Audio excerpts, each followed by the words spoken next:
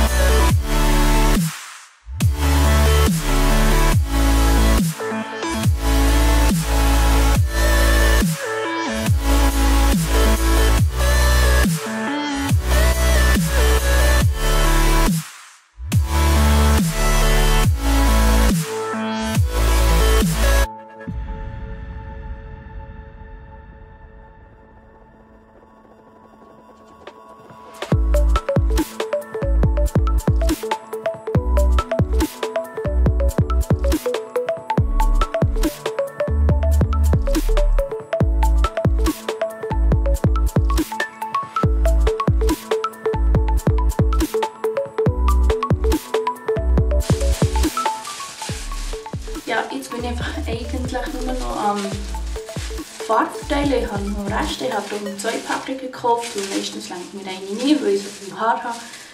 Genau, jetzt bin ich am 2. dran und jetzt tue ich einfach noch den Rest noch verteilen.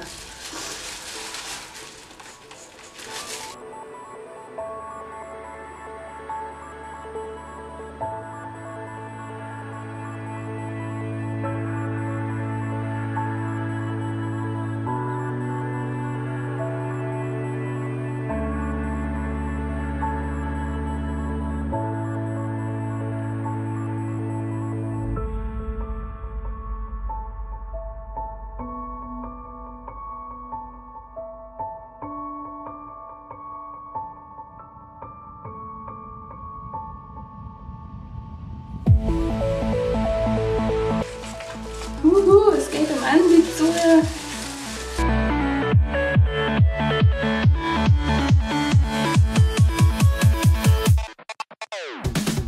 So, die Hauptstunde ist jetzt um.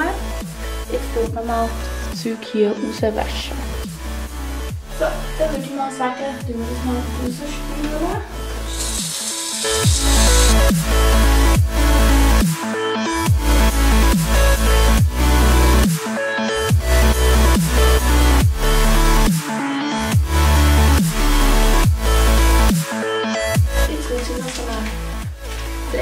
Spülung rein tun.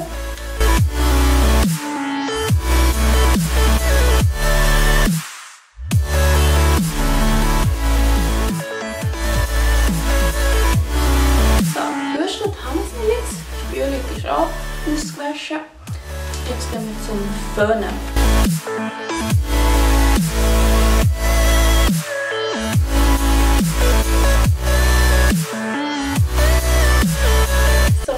Jetzt tue ich sie noch glätten.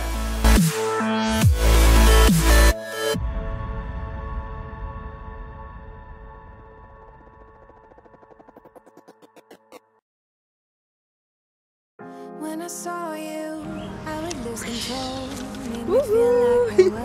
Das ist das Endresultat. Also ich denke, es ist sehr schön rausgekommen.